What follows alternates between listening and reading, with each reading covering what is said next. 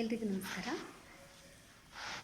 ಕರ್ನಾಟಕ ರಾಜ್ಯ ಶಿಕ್ಷಣ ನೀತಿ SEP ಕುರಿತು ಒಂದಷ್ಟು ಮಾಹಿತಿ. ಕಾಂಪಿಟೇಟಿವ್ ಎಕ್ಸಾಮಿಗೆ ಸಂಬಂಧಪಟ್ಟಂತೆ ಈ ಮಾಹಿತಿಯನ್ನು ಪರೀಕ್ಷೆಗಳಲ್ಲಿ ಕೇಳುವ ಸಾಧ್ಯತೆಗಳು ಹೆಚ್ಚಾಗಿರುತ್ತೆ. ಹಾಗಾದರೆ ಕರ್ನಾಟಕದಲ್ಲಿ ಪ್ರಸ್ತುತ ಇರುವಂತಹ ಶಿಕ್ಷಣ ನೀತಿ ಯಾವುದು ಅಂದರೆ NEP. ಈ NEPಯನ್ನು ಬದಲಾಯಿಸಿ, ಅಂದರೆ ರಾಷ್ಟ್ರೀಯ ಶಿಕ್ಷಣ ನೀತಿಯನ್ನು ಬದಲಾಯಿಸಿ ರಾಜ್ಯ ಶಿಕ್ಷಣ ನೀತಿಯನ್ನು ಜಾರಿಗೊಳಿಸಬೇಕು ಅಂತಕ್ಕಂಥದ್ದು ಕರ್ನಾಟಕ ಸರ್ಕಾರದ ಒಂದು ಪ್ರಯತ್ನ. ಸೊ ಈ ನಿಟ್ಟಿನಲ್ಲಿ SEPಯನ್ನು, ಸ್ಟೇಟ್ ಎಜುಕೇಷನ್ ಪಾಲಿಸಿಯನ್ನು ಜಾರಿಗೆ ತರಬೇಕು ಅಂಥೇಳಿ ಪ್ರೊಫೆಸರ್ ಸುಖದೇವ್ ತೋರಟ್ ಅವರ ಅಧ್ಯಕ್ಷತೆಯಲ್ಲಿ ಒಂದು ಆಯೋಗವನ್ನು ಸರ್ಕಾರ ರಚಿಸ್ತಾ ಇದೆ. ಸೊ ಹಾಗಾದರೆ ಪ್ರೊಫೆಸರ್ ಸುಖದೇವ್ ತೋರಟ್ ಅವರು ಪ್ರಖ್ಯಾತ ಶಿಕ್ಷಣ ತಜ್ಞರು, UGCಯ ಅಧ್ಯಕ್ಷರು ಕೂಡ ಆಗಿದ್ದಂಥವರು, ರೈಟರ್, ಒಬ್ಬ ಬರಹಗಾರರು ಕೂಡ ಆಗಿದ್ದಾರೆ. ಸೊ ಹೀಗೆ ಅನೇಕ ಸಮಿತಿಗಳಲ್ಲಿ ಕಾರ್ಯನಿರ್ವಹಿಸಿ ಇವರಿಗೆ ಒಂದು ಉತ್ತಮ ಅನುಭವ ಇರೋದರಿಂದ ಇವರನ್ನು SEPಯ ಅಧ್ಯಕ್ಷರನ್ನಾಗಿ ಆಯ್ಕೆ ಮಾಡಲಾಗಿದೆ. ಹಾಗೂ ಇವರ ಜೊತೆಯಲ್ಲಿ ಸುಮಾರು 15 ಮಂದಿ ಶಿಕ್ಷಣ ತಜ್ಞರು, ಇವರುಗಳಿಗೆ ಸಲಹೆಯನ್ನು ನೀಡಲಿಕ್ಕೆ ಸುಮಾರು 8 ಮಂದಿ ಸಲಹೆಗಾರರನ್ನು, ಶಿಕ್ಷಣ ತಜ್ಞರನ್ನು ಆಯ್ಕೆ ಮಾಡಲಾಗಿದೆ. ಒಟ್ಟು 23 ಸದಸ್ಯರ ಒಂದು ತಂಡ ಈಗ SEP ಕಾರ್ಯಕ್ರಮವನ್ನು ರೂಪಿಸಲಿಕ್ಕೆ ಕೆಲಸವನ್ನು ಮಾಡ್ತಿದೆ. ಇಲ್ಲಿ ನಮಗೆ ಕಾಂಪಿಟೇಟಿವ್ ಎಕ್ಸಾಮ್ಗೆ ಯಾವ ರೀತಿ ಕ್ವಶನ್ಸನ್ನು ಕೇಳ್ತಾರೆ ಅಂತ ಹೇಳಿದರೆ, ಸೊ ಮುಖ್ಯವಾಗಿ ಪ್ರಸ್ತುತ SEPಯ ಅಧ್ಯಕ್ಷರು ಯಾರು? ಪ್ರೊಫೆಸರ್ ಸುಖದೇವ್ ತೋರಟ್ ಅವರು.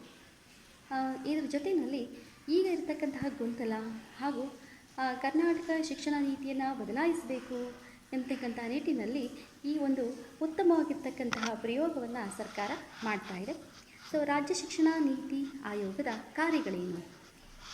ಸೊ ಹಾಗಾದರೆ ಈಗ ನೇಮಕ ಆಗಿರ್ತಕ್ಕಂತಹ ರಾಜ್ಯ ಶಿಕ್ಷಣ ನೀತಿ ಪ್ರಮುಖವಾಗಿರ್ತಕ್ಕಂತಹ ಈ ಕೆಲಸ ಕಾರ್ಯಗಳನ್ನು ಮಾಡ್ತಾ ಇದೆ. ರಾಜ್ಯದ ಶಾಲೆ ಉನ್ನತ ಶಿಕ್ಷಣ ಕ್ರಮಗಳನ್ನು ಪರಿಶೀಲಿಸಿ ಶಾಲೆ ಹಾಗೂ ಉನ್ನತ ಶಿಕ್ಷಣ ಸಂಸ್ಥೆಗಳಲ್ಲಿ ನೋಂದಣಿ ಪ್ರಮಾಣವನ್ನು ಹೆಚ್ಚಿಸುವ ನಿಟ್ಟಿನಲ್ಲಿ ಅದರ ಗುರಿಯನ್ನು ಸಾಧಿಸಲಿಕ್ಕೆ ಕ್ರಮವನ್ನು ಕೈಗೊಳ್ತಾ ಇದೆ. ಮುಖ್ಯವಾಗಿ ಶಿಕ್ಷಣ ಸಂಸ್ಥೆಗಳಲ್ಲಿ ಗುಣಮಟ್ಟವನ್ನು ಹೆಚ್ಚಿಸಬೇಕು, ದಾಖಲಾತಿಯನ್ನು ಹೆಚ್ಚಿಸಬೇಕು, ಶಿಸ್ತನ್ನು ಅಳವಡಿಸ್ಕೋಬೇಕು, ಹಾಗೂ ಮೌಲ್ಯಮಾಪನದಲ್ಲಿ ಉತ್ತಮವಾಗಿರ್ತಕ್ಕಂತಹ ಸುಧಾರಣೆಯನ್ನು ಕೈಗೊಳ್ಳಬೇಕು. ಪ್ರವೇಶಾತಿಯ ಕ್ರಮಗಳು ಹೇಗಿರಬೇಕು, ಕಂಪ್ಯೂಟರ್ ಲಭ್ಯತೆ, ಕಂಪ್ಯೂಟರ್ ಶಿಕ್ಷಣ ಸಂಸ್ಥೆಗಳಿಗೆ ಹಣಕಾಸಿನ ವ್ಯವಸ್ಥೆಯನ್ನು ಹೇಗೆ ಮಾಡಬೇಕು, ಇದೆಲ್ಲವನ್ನು ಕುರಿತು ಸಮಗ್ರವಾಗಿರ್ತಕ್ಕಂತಹ ಒಂದು ಆಯೋಗ ಶಿಫಾರಸುಗಳನ್ನು ತಯಾರಿಸ್ತಕ್ಕಂಥದ್ದು ಇದರ ಕರ್ತವ್ಯ.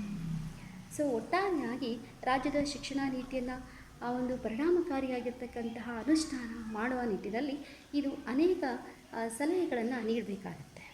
ಸೊ ಹಾಗಾದರೆ ಈ ಪ್ರಸ್ತುತ ಇರ್ತಕ್ಕಂಥದ್ದು ಯಾವುದು ಅಂದರೆ ನೂತನ ಶಿಕ್ಷಣ ನೀತಿ 2020 ಮೊಟ್ಟ ಮೊದಲ ಬಾರಿಗೆ ಅಳವಡಿಸಿಕೊಂಡಂತಹ ರಾಜ್ಯ ಅಂದರೂ ಕೂಡ ಅದು ಕರ್ನಾಟಕ.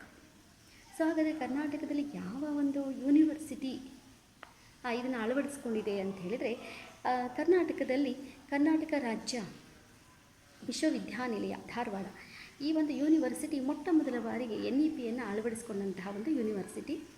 ಸೊ ಇಲ್ಲಿ ನಮ್ಗೆ ಗೊತ್ತಿರೋ ಹಾಗೆ ಪುಸ್ತಕಗಳ ಕೊರತೆ ಇದೆ ವಿದ್ಯಾರ್ಥಿಗಳಿಗೆ, ಸಾಕಷ್ಟು ಗೊಂದಲಗಳನ್ನು ಹೊಂದಿರೋದ್ರಿಂದ ವಿದ್ಯಾರ್ಥಿಗಳು ಉನ್ನತ ಶಿಕ್ಷಣವನ್ನು ಮಾಡುವಾಗ ಈ ಒಂದು ಎಲ್ಲ ಗೊಂದಲಗಳನ್ನು ನಿವಾರಿಸಿ ವಿದ್ಯಾರ್ಥಿಗಳ ಸ್ನೇಹಿಯಾಗಿರ್ತಕ್ಕಂತಹ ಹಾಗೂ ಗೊಂದಲಗಳ ನಿವಾರಣೆಯನ್ನು ಒಳಗೊಂಡಿರ್ತಕ್ಕಂತಹ ಹೊಸ ಶಿಕ್ಷಣ ನೀತಿಯನ್ನು ಜಾರಿಗೊಳಿಸಲಿಕ್ಕೆ ಈ ಒಂದು SEPಯನ್ನು ಅಳವಡಿಸಲಿಕ್ಕೆ ಮುಂದಾಗಿದೆ ಸರ್ಕಾರ. SEP means state education policy. ಇದರ ಅಧ್ಯಕ್ಷರಾಗಿ ಪ್ರೊಫೆಸರ್ ಸುಖದೇವ್ ತೋರಟ್ ಅವರನ್ನು ಅಧ್ಯಕ್ಷರನ್ನಾಗಿ ಆಯ್ಕೆ ಮಾಡಲಾಗಿದೆ. ಸೊ ಈ ಹಿನ್ನೆಲೆಯಲ್ಲಿ ಮೊದಲ ಬಾರಿಗೆ NEPಯನ್ನು ಅಳವಡಿಸಿಕೊಂಡಂತಹ ರಾಜ್ಯ ಯಾವುದು ಅಂತೇಳಿ ಕೇಳ್ತಾರೆ, ಅದು ಕರ್ನಾಟಕ. ಹಾಗಾದರೆ NEPಯನ್ನು ಅಳವಡಿಸಿಕೊಂಡ ಕರ್ನಾಟಕದ ಮೊದಲ ಯೂನಿವರ್ಸಿಟಿ ಯಾವುದು? ವಿಶ್ವವಿದ್ಯಾನಿಲಯ, ಕರ್ನಾಟಕ ವಿಶ್ವವಿದ್ಯಾನಿಲಯ ಧಾರವಾಡ. ಈ ಹಿನ್ನೆಲೆಯಲ್ಲಿ 2023 ನವೆಂಬರ್ 3ರಂದು ಸುಖದೇವ್ ತೋರಟ್ ಅವರ ಅಧ್ಯಕ್ಷತೆಯಲ್ಲಿ NEP ರಚನೆಯ ಸಮಿತಿಯ ಮೊದಲ ಸಭೆ ಬೆಂಗಳೂರಿನಲ್ಲಿ SEP ರಚನೆಯ ಮೊದಲ ಸಭೆ ಬೆಂಗಳೂರಿನಲ್ಲಿ ಸಭೆ ಸೇರಿತ್ತು. ಹಳೆಯ ಶಿಕ್ಷಣ ನೀತಿಗೆ ಸಂಬಂಧಿಸಿದಂತೆ ಅನೇಕ ವಿಷಯಗಳನ್ನು ಈ ಸಭೆಯಲ್ಲಿ ಚರ್ಚಿಸಿದರು. ಪ್ರತ್ಯೇಕವಾಗಿ 9 ಉಪಸಮಿತಿಗಳನ್ನು ರಚಿಸಲಾಗಿದೆ.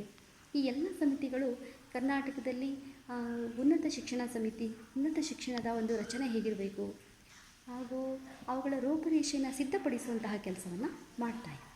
ಈ ನಿಟ್ಟಿನಲ್ಲಿ ಸಮಿತಿಗಳನ್ನು ಒಂದಷ್ಟು ಚೆನ್ನಾಗಿ ನೋಡಿಕೊಂಡ್ರೆ ಕಾಂಪಿಟೇಟಿವ್ ಎಕ್ಸಾಮ್ಗಳಿಗೆ ಬಹಳಷ್ಟು ಉಪಯುಕ್ತ ಆಗುತ್ತೆ. ಹಾಗಾಗಿ ಎಲ್ಲ ಕಾಂಪಿಟೇಟಿವ್ ಎಕ್ಸಾಮಿನ ಆಸ್ಪಿರೆಂಟ್ಸು ಚೆನ್ನಾಗಿ ಪ್ರಿಪೇರ್ ಆಗಿ ಮುಂಬರುವಂತಹ ಎಲ್ಲ ಕಾಂಪಿಟೇಟಿವ್ ಎಕ್ಸಾಮ್ಗಳಲ್ಲೂ ಕೂಡ ಸಮಿತಿಗಳನ್ನು ಕೇಳೋ ಸಾಧ್ಯತೆಗಳಿರುತ್ತೆ. ಸೊ ಆ ನಿಟ್ಟಿನಲ್ಲಿ ಎಲ್ಲರಿಗೂ ಶುಭವಾಗಲಿ. All the very best. ಎಲ್ಲರೂ ಈ ಚಾನಲ್ಗೆ ಸಬ್ಸ್ಕ್ರೈಬ್ ಮಾಡ್ಕೊಳ್ಳಿ. ಇಂಪಾರ್ಟೆಂಟ್ ಆಗಿರುವಂತಹ ಕಾಂಪಿಟೇಟಿವ್ ಎಕ್ಸಾಮಿನ ಪ್ರಮುಖ ಮಾಹಿತಿಗಳನ್ನು ಈ ಚಾನಲ್ನ ಫಾಲೋ ಮಾಡೋ ಮೂಲಕ ನೀವು ಪಡ್ಕೋಬೋದು. ಹಾಗೂ ನಿಮ್ಮೆಲ್ಲರಿಗೂ ಕೂಡ ಸಕ್ಸಸ್ ಸಿಗಲಿ ಅಂತ ಆಶಿಸ್ತೀನಿ. Thank you.